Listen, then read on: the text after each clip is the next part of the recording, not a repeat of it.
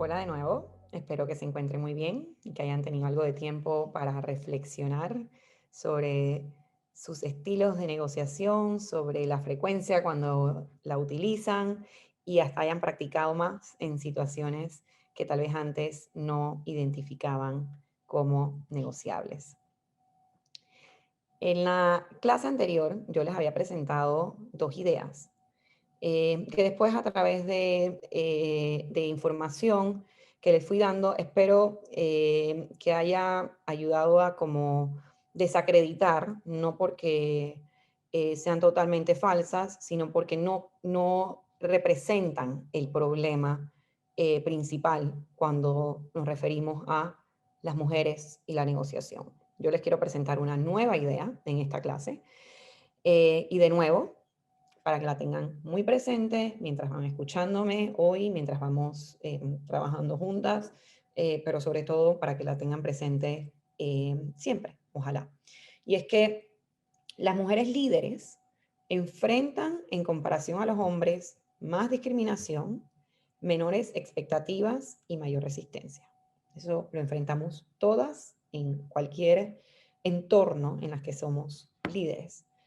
Para ser líderes exitosas, debemos cultivar y fortalecer las herramientas y técnicas de negociación.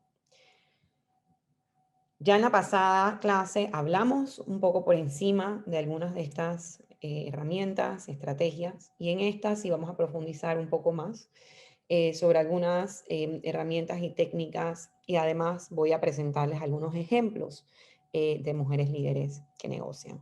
Así que iniciemos. Como un primer ejercicio para pensar en herramientas importantes para las mujeres cuando negociamos, les voy a mostrar un video corto que yo les voy a ir narrando para poder hacer las traducciones pertinentes, así que no es tan efectivo, pero igual en la bibliografía les pasaré referencias para que después si lo quieren ver ustedes, es muy interesante. Les pido que vayan pensando algunas de las herramientas que vean a las mujeres en el video utilizar, más bien me oigan a mí narrar. Sin entrar en demasiado detalle del contexto, es una negociación que se dio en el 2013 en el Senado de los Estados Unidos, cuando el gobierno federal entró en un cierre completo que interrumpió casi la totalidad de las operaciones rutinarias y llevó a que más de 800,000 empleados federales tuvieran que dejar sus trabajos temporalmente y a más de 1.3 millones de funcionarios públicos se les requirió reportarse a trabajar sin saber cuándo se les iba a pagar. Fue obviamente una crisis muy grande y entonces aquí les presento un pequeño extracto de lo que deben haber sido discusiones eternas detrás de las puertas. A ver.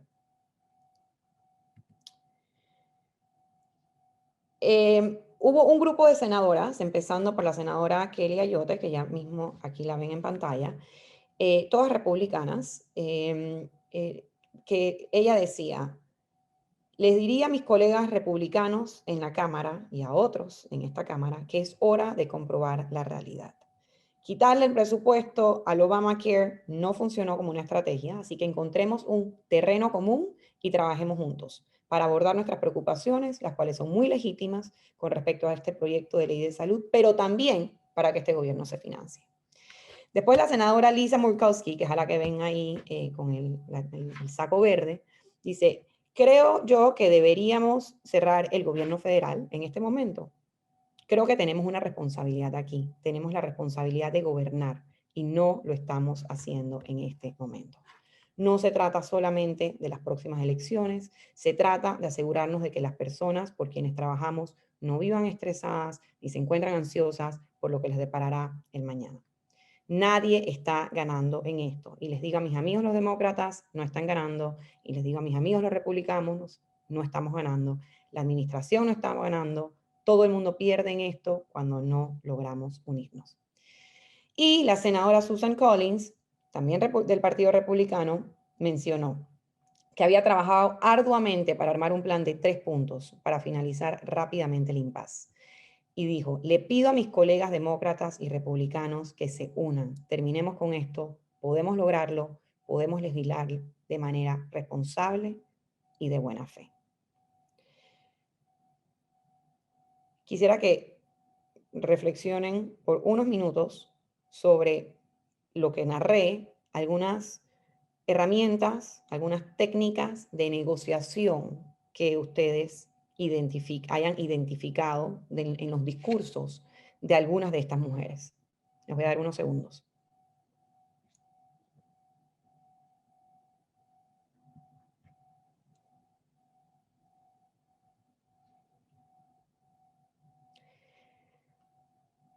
Antes de identificar o de compartirles las que yo identifiqué, les quiero dar una nota adicional de contexto. Y es que el Senado de los Estados Unidos, como la mayoría de los congresos en el mundo, históricamente ha sido un lugar donde a las mujeres se les ha excluido, donde se les ha cerrado las puertas a los salones, a las discusiones, a las reuniones, y han sido criticadas directamente por abandonar a sus hijos, entre otras cosas.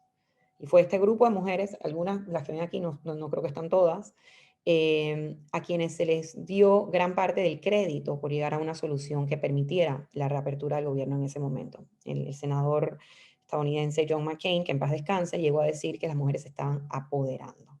Entonces, pensemos en qué fueron algunas de esas técnicas que usaron, por lo menos en estos discursos, y que es una negociación en un espacio muy público. El primero que yo anoté es la preparación de una propuesta. ¿Okay? La senadora Collins dijo que había preparado un plan de 3 puntos. Se preparó. La segunda que identifiqué fue la identificación de intereses comunes. Perdón. La identificación de intereses comunes. Aquí estamos. La senadora Ayotte dijo, para abordar nuestras preocupaciones, pero también para que este gobierno financie. Ahí están los intereses comunes. Segundo, la senadora Murkowski, se trata de asegurarnos de que las personas para las que trabajamos no vivan estresadas ni se encuentren ansiosas por lo que les deparará el mañana. Intereses que van identificando. Una tercera herramienta, énfasis en la colaboración. Encontremos un terreno común, trabajemos juntos. Le pido a mis colegas que se unan, podemos lograrlo. ¿Ok? Ahí hay otra. Y finalmente, ganar, ganar como objetivo. La senadora Murkowski dijo, nadie está ganando en esto. Todo el mundo pierde si no logramos unirnos. ¿Ok? Ahí hay 4 herramientas. Preparación, intereses comunes, colaboración, ganar, ganar. Todas que deben estar presentes en las negociaciones, independientemente del estilo de cada mujer, porque si lo ven, el estilo de cada mujer es distinto, pero lo importante es los puntos que avanzan para sentarse a negociar. Entonces, esto nos lleva a una pregunta importante, que tal vez ustedes han estado haciendo ya, que es, ¿qué significa negociar? ¿Okay? El video que acabamos de ver no muestra una situación tradicional de negociación como uno se le imagina en una mesa con 2 contrapartes, muy formal. Pero estos discursos en el Senado, y me gustó mostrarlo porque cuando estamos en el sector público esto pasa todo el tiempo, pasa en el Congreso, pasa en el Ejecutivo, pasa en cualquier reunión, o sea, se están avanzando discursos sobre política pública, sobre temas que impactan mucho más allá de las personas que están discutiendo. Entonces, ¿qué es una negociación?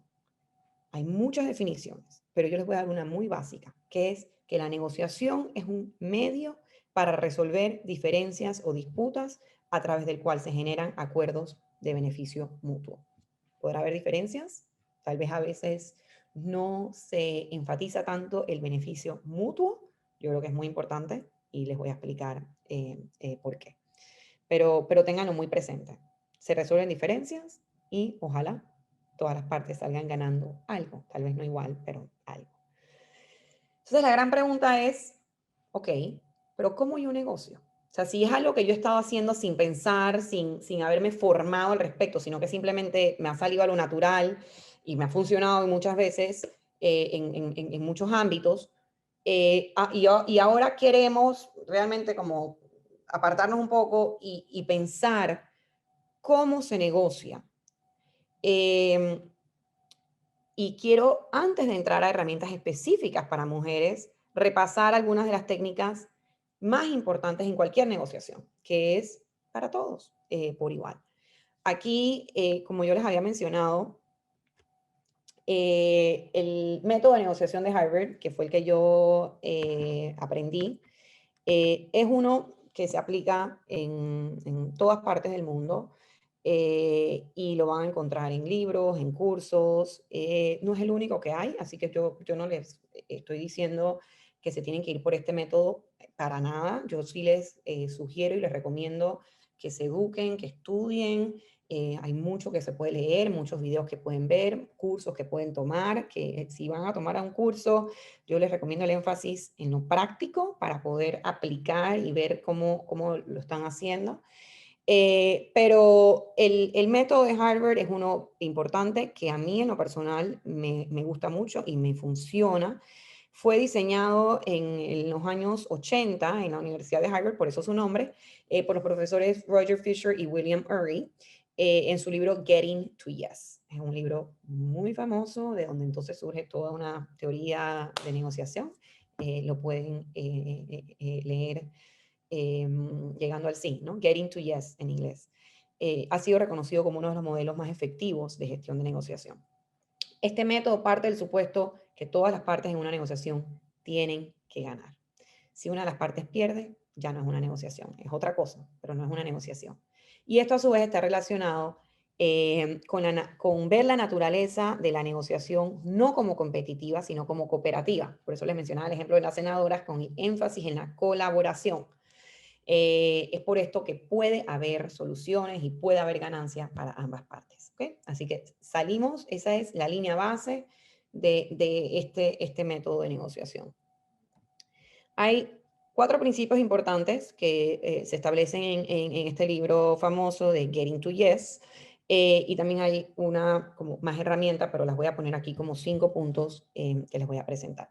El primero es separar a las personas del problema.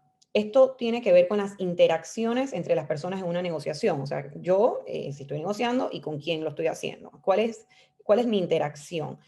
Y quiere decir que no nos debemos enfocar en yo y la otra persona, sino que debemos realmente enfocarnos en los temas.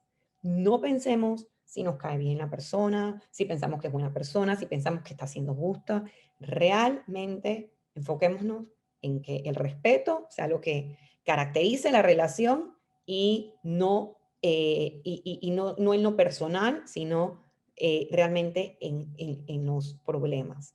No veamos a la otra persona como rival, veámosla como aliada. Y todas las relaciones las debemos ver como relaciones a largo plazo. Una en la que, como yo les dije en la clase pasada, con mi anécdota personal, una negociación que sigue y sigue. No todas las negociaciones son así, pero muchas son así. Y entonces tienen que pensar siempre en esa relación que se está cultivando con esa persona, porque si no, hasta ahí llegó el proceso de negociar. Les voy a dar aquí un ejemplo de mi vida, de mi experiencia en el sector público.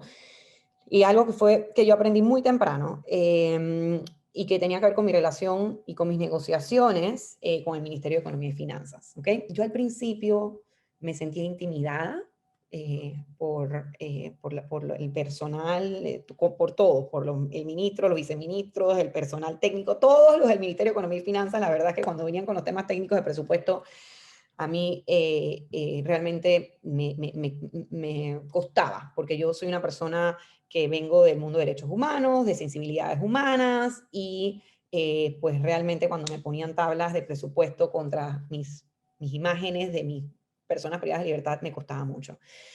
Entonces yo simplemente pensaba, ellos no entienden que las cárceles de Panamá requieren mayor presupuesto y yo tengo que hacer todo lo que yo pueda para convencerlos.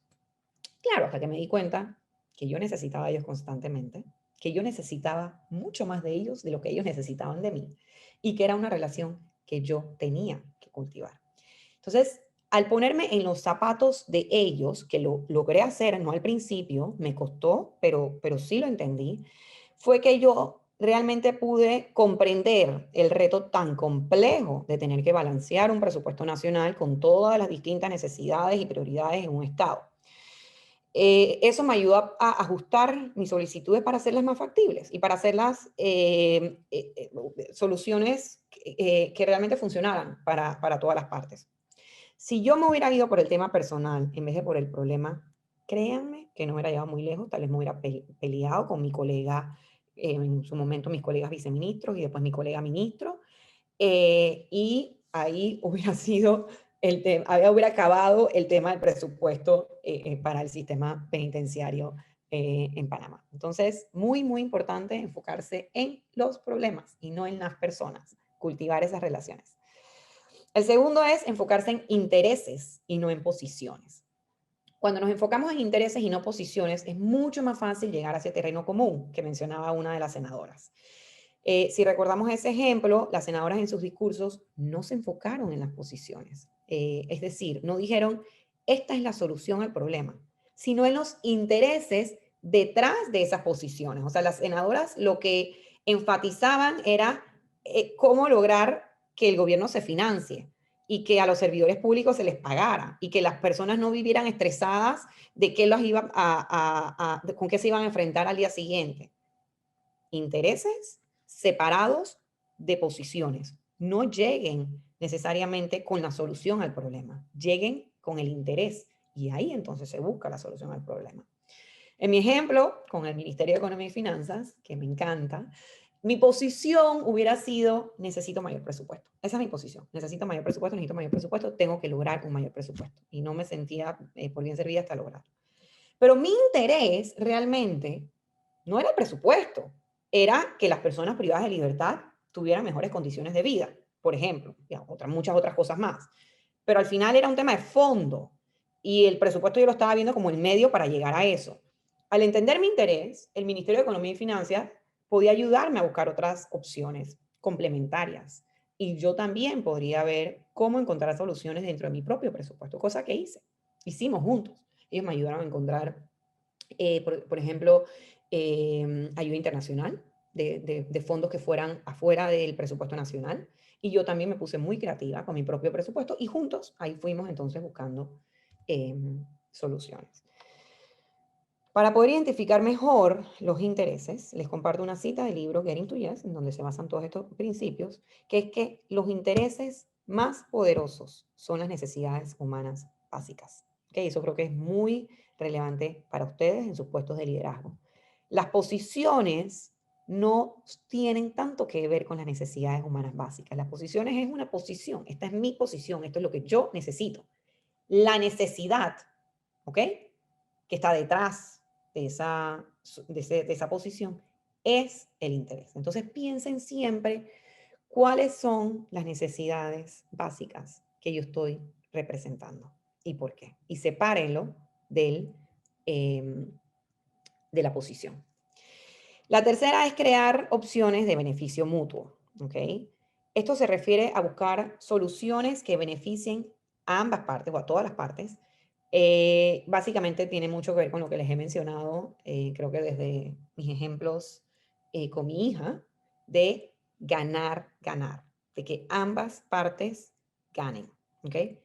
El ejemplo básico, pero muy ilustrativo, así que lo voy a utilizar, es la que dan los autores en el libro de Getting to Yes, de dos hombres peleando en una biblioteca sobre si cerraban o abrieran una ventana. ¿Ok? Están peleando sobre el tema, exploraron diferentes opciones. Abrirla un poquito, abrirla por la mitad, abrirla 3/4, abrirla un rato, después cerrarla otro, no llegaban a una solución. Entra la bibliotecaria y le pregunta a uno, ¿por qué la quieres abierta? La respuesta fue, para tener aire fresco. La bibliotecaria le pregunta al otro, ¿y por qué tú la quieres cerrada? Y la respuesta fue, para evitar una corriente de aire frío. La solución de la bibliotecaria, piénsenlo un poquito, fue abrir por completo una ventana en el próximo cuarto, lo cual permitió que entrara aire fresco sin una corriente de agua, sin una corriente de aire directo. ¿Ok? Entonces, los que estaban peleando estaban enfocados en su única opción que veían como viable. y se olvidaron de buscar diferentes opciones de beneficio mutuo. Es muy importante en los procesos de negociación, muchas veces ayuda a tener sesiones de lluvia de ideas, en donde simplemente se está tratando de responder a lo que son los intereses, a cómo poder abordar el problema de manera creativa. Y no quiere decir que todas son factibles, pero se presenta una gama grande de posibles opciones y después entonces se va buscando las que funcionan.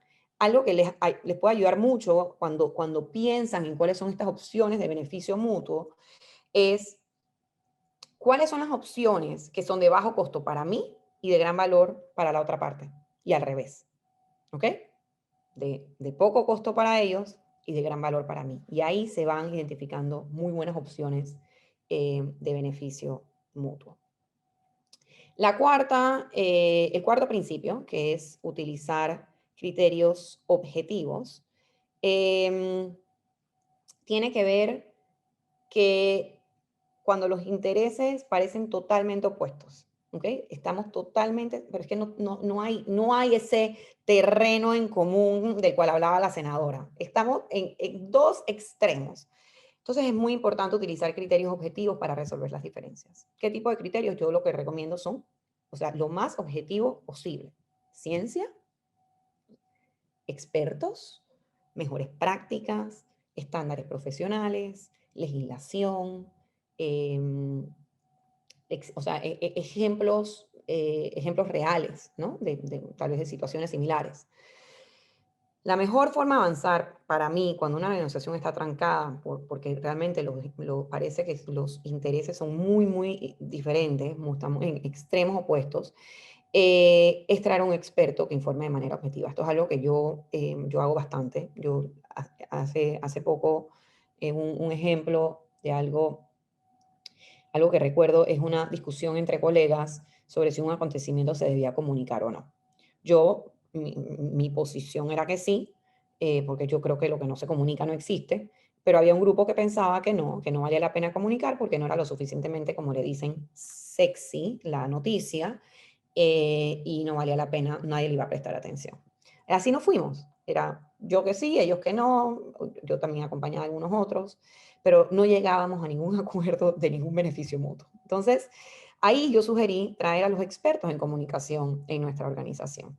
Y con esa información, entonces poder tomar una decisión. O sea, que tú traes a alguien objetivo, que te va a poder decir, y tal vez me iba a tocar a mí cambiar de posición, o sea, entender cuál es el interés principal aquí, pero después de escuchar a los expertos con información objetiva y hasta con ejemplos de lo que se hace en situaciones similares. No respondamos en negociación a presión, ¿ok? Sino a los principios. Entonces, siempre los criterios objetivos nos van a ayudar a mantenernos en los principios. Entonces, quisiera, antes de pasar al último punto, darles algunos ejemplos que se dan con esto de la negociación posicional, o sea, basada en posiciones, versus la negociación basada en principios, intereses y demás. Un ejemplo de lo posicional es, los participantes son adversarios. En una negociación con principios, los participantes colaboran para el arreglo. En una negociación posicional, mi meta es ganar la negociación. En una con principios es lograr un arreglo suficiente y amigable. ¿Okay? En la posicional, soy dura con el problema, soy dura con la gente y así me comporto. En la de principios, yo soy muy dura con el problema, yo soy muy suave con la gente. ¿Ok? Recuerden mis discusiones con el Ministerio de Economía y Finanzas. En lo posicional, desconfiar del otro, es lo normal. ¿Ok? Tú desconfías. En la de principios, tienes que tratar de generar confianza en la negociación. En la posicional, amenazas. ¿Okay? No sé si se recuerdan mi ejemplo de mi amiga que les di en la clase pasada de amenazar a sus hijas que les iba a pegar con una correa si no arreglaban su cuarto. No lo iba a hacer, pero la amenaza y el uso de la fuerza solo por mostrarlo es una amenaza, por supuesto, diferente en un contexto de adultos y profesionales, pero la amenaza se utiliza y mucho. Al contrario, en una negociación con principios, lo que vamos es a explorar los intereses mutuos, ¿ok? Los que sean distintos y los que sean más similares. Y también las posiciones. Posición versus, yo voy a insistir en intereses, voy a insistir en criterios. Y finalmente, como dije, en la posicional siempre se trata de aplicar presión y de que se responda a presión, mientras que en la de principios se aplica la razón, los principios y tratamos de evadir a toda costa la presión por simplemente presión. Cuando se sienten presionados, traigan criterios objetivos, traigan un experto, traigan información de afuera. Entonces, de vuelta al último punto que quiero resaltar de Getting to Yes, no porque sean los únicos, de nuevo recomiendo su lectura, pero uno que me parece muy importante, que es, en inglés se conoce como BATNA, es la mejor alternativa a un acuerdo negociado. ¿Okay? Esto es, vamos a pensar que cuando nosotros negociamos, lo que podemos lograr en esa negociación con la colaboración de nuestra contraparte es la mejor opción que tenemos, por eso es que negociamos. ¿Okay? Por eso es que estamos negociando, si no, no negociaríamos. Cuando negociamos es porque esa solución en conjunto es mejor que una a la que yo pueda llegar sola. Las alternativas a la negociación son oportunidades que existen fuera de la negociación, en las cuales no requerimos de esa contraparte. Y entre esas, siempre hay una que es la mejor alternativa y siempre debemos estar claros de cuál es. ¿Okay?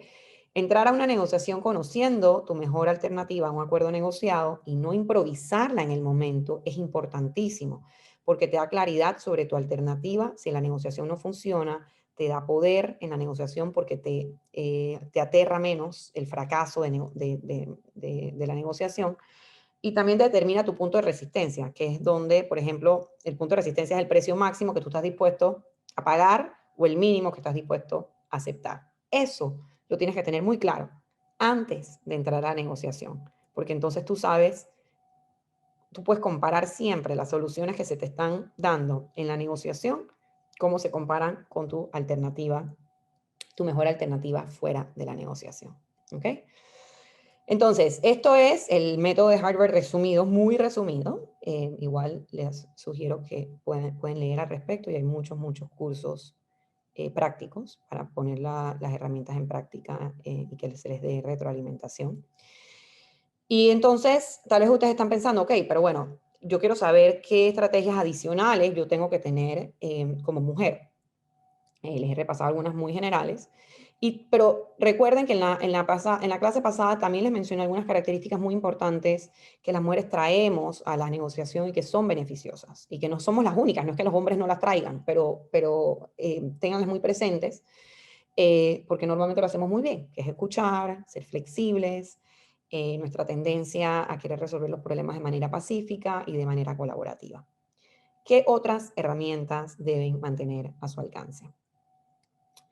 Pues, si le preguntamos a Sheryl Sandberg, la famosa autora de Vayamos Adelante, que en inglés se llama Lean In, aquí está la portada, nos diría, piensa a nivel personal y actúa a nivel comunitario. Se os voy a explicar. Esto está relacionado con la idea que les había compartido en la primera clase de que las mujeres nos sentimos más cómodas negociando por otras personas que por nosotras mismas. No siempre, pero en algunas situaciones.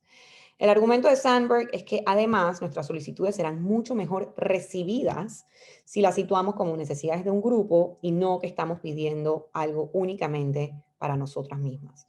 Por eso es que Sandberg sugiere sustituir el yo por nosotros siempre que se pueda. Hemos tenido un gran año en vez de yo he tenido un gran año. ¿Ok? Eso es lo que ella sugiere. Y aquí yo quiero hacer un ojo y una confesión. Yo primero me disfruté muchísimo el libro de Sandberg, aprendí un montón, reflexioné, ajusté algunos temas personales y en mi profesión, gracias a habérmelo leído, lo recomiendo 100%, si no lo han hecho, por favor, pónganlo en su lista de libros. Pero sí admito que me molestó un poco esta idea de Sandberg de que las mujeres tengamos que siempre ajustar nuestras solicitudes y procesos para prevenir reacciones negativas. De vuelta a la clase 1, lo que les decía, si somos asertivas, la contraparte va a reaccionar de manera negativa. Y entonces eso va a hacer que yo no sea asertiva en la negociación. No, no necesariamente. Simplemente quiere decir que tenemos que trabajar esos estereotipos. Pero Sandberg un poco lo que está diciendo acá es, eh, vamos a tratar de adaptarnos para prevenir reacciones negativas que entonces puedan darnos el resultado que buscamos. Ella, por ejemplo, también recomienda sonreír mucho. Que digo, está bien si te gusta sonreír, pero yo no sonreiría simplemente por sonreír. Entonces, eh, Sandberg obviamente no ignora esta preocupación que yo les acabo de presentar, ella la reconoce y la aborda en su libro y también lo ha hecho en muchas presentaciones. Y que ella habla de esta paradoja que ella sabe que ella está presentando al aconsejar a las mujeres que cambien el mundo mientras se rigen por normas y expectativas discriminatorias. Y ella reconoce esa paradoja. Pero ella justifica diciendo que sabe que no es una respuesta perfecta, pero es un método para alcanzar un fin determinado. Y ella agrega, queda un largo camino por recorrer y mientras lleguemos ahí, ella teme que las mujeres continuarán sacrificando el hecho de despertar simpatía por obtener el éxito. Entonces, es un debate, no tenemos que ni solucionarlo ni entrar en mucho mayor detalle, pero creo que es importante que ustedes conozcan la posición. Yo creo que hay algo muy útil en esta presentación de Sandberg de piensa a nivel personal y actúa a nivel comunitario, que se puede extrapolar en diferentes formas. Pero también creo que tienen que tener muy presente que cuando ustedes están negociando, no solo están avanzando sus propios objetivos específicos, sino también avanzando, esperemos, la causa de equidad de género como mujeres líderes que son. Entonces, de nuevo, ustedes van ajustando, van aprendiendo y viendo qué mejor les funciona a ustedes, pero creo que es importante tener las dos caras de la moneda. Luego, también hay algunas otras herramientas. Estas no son herramientas que son nada más para mujeres, pero creo que es muy importante que las tengan presentes. La preparación. Aprender a ser negociadora exitosa es similar a aprender a ser una líder exitosa. No piensen que es que se nace siendo líder, y tampoco piensen que es que hay líderes que son malos o negociadores que son malos. A todos y a todas nos toca aprender, estudiar, prepararnos, fracasar y practicar muchísimo en todos los contextos. Y la negociación es uno más de esos contextos. Yo una recomendación específica que les daría es que para cada negociación preparen y tengan a mano su material de apoyo y saber cómo usarlo dependiendo del contexto. No siempre lo van a utilizar. Ustedes pueden llegar con un pequeño portafolio, no algo demasiado intimidante, pero con su información que tenga datos estadísticos, que tenga la historia del problema, con fechas y demás, información sobre el contexto, legislación relevante si existe, opiniones de expertos, como les dije, criterios objetivos muy importantes, artículos de prensa, noticias que haya habido al respecto y demás. Y dependiendo de la circunstancia, tal vez la saquen, no toda, pero algunos datos pueden ayudarlas mucho. Entonces, siéntanse muy preparadas siempre que van a las negociaciones, no nada más en material, sino en, como les dije, identificando, por ejemplo, el tema de la mejor alternativa al problema. Entonces, después tenemos entender y anticipar los estereotipos. Esto es algo que les toca hacer tanto a hombres como a mujeres, entender las tendencias a reaccionar a mujeres que negocian y prepararse para eso. Y finalmente, lo de criterios objetivos cobra especial relevancia, que esto ya lo mencioné, cuando las mujeres estamos negociando para nosotras mismas, por ejemplo, en el caso de estándares salariales. Hagan su tarea, lleven data con la que se pueda comparar. Perdón, dije finalmente, y me faltaba un punto importante, que es la generación de pactos y alianzas. Se relaciona con lo que mencionaba Sheryl Sandberg, con respecto a hablar como nosotros o nosotras en vez de yo. Y se puede ver como algo más general, tal vez, el formar alianzas con personas con tus mismos intereses.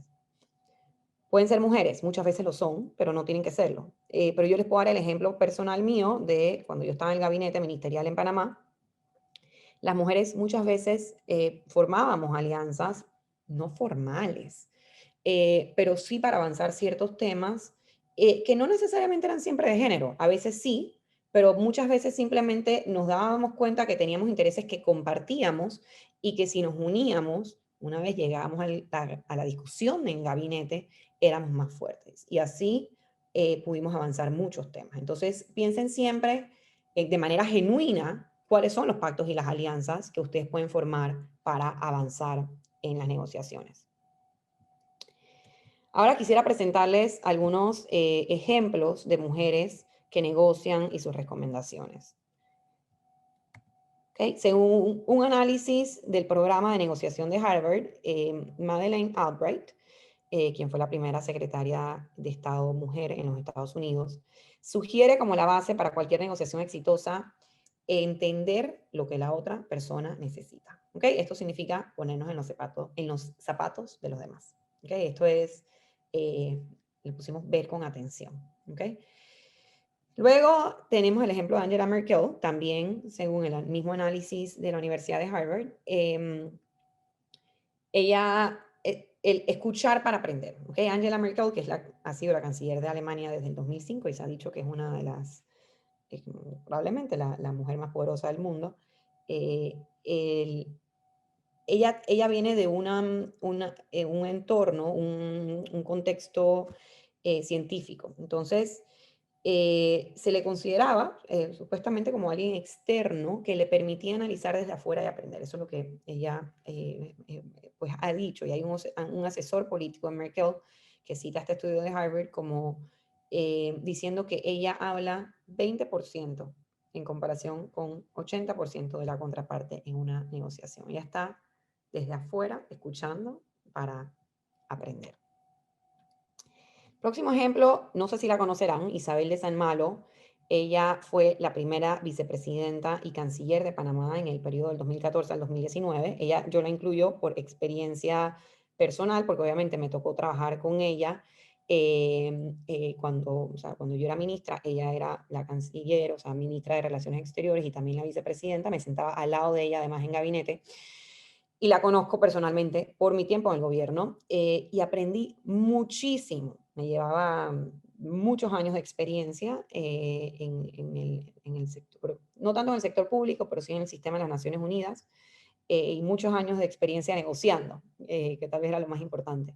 Y yo, de sentarme a su lado, de ver cómo escucha, de ver las preguntas que hacía, aprendí mucho sobre negociación. Y yo le pregunté, ella es muy conocida en Panamá por llevar a cabo negociaciones muy difíciles y de muy alto perfil. Y ella me dijo, yo le pregunté que cuál era su herramienta más importante. Y ella me dijo que sin duda mantener criterios claros y públicos. La transparencia sobre todo. Eso es especialmente importante en negociaciones como las que ella manejaba de muy alto perfil, que se conoce lo que se está negociando. Entonces, ahí los criterios objetivos y la transparencia son claves. Siempre lo son, pero por supuesto no, la mayoría de las negociaciones no son públicas. Muchas negociaciones no son públicas. Entonces, hay que ver obviamente qué tanto se publica, pero lo importante es los criterios claros y la transparencia siempre en todas las negociaciones.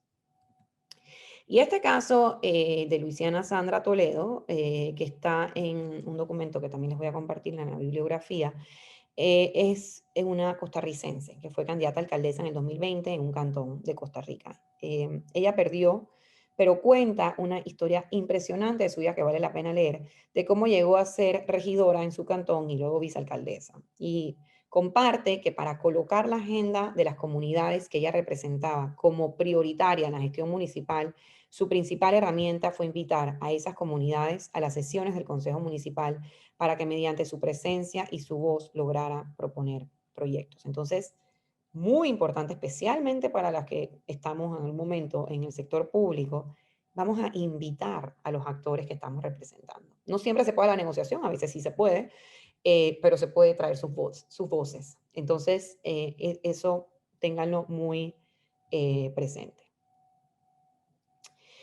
Y más allá, ¿ok?, de negociar más y mejor y de manera más eficiente, yo creo que es muy importante como mujeres líderes que pensemos en cómo se crean los espacios a donde las mujeres podemos negociar más y sentirnos mejor preparadas, ¿ok? Porque esto es lo que contribuye a abordar las inequidades sistémicas en nuestro entorno. ¿Ok? ¿Cómo lo podemos hacer?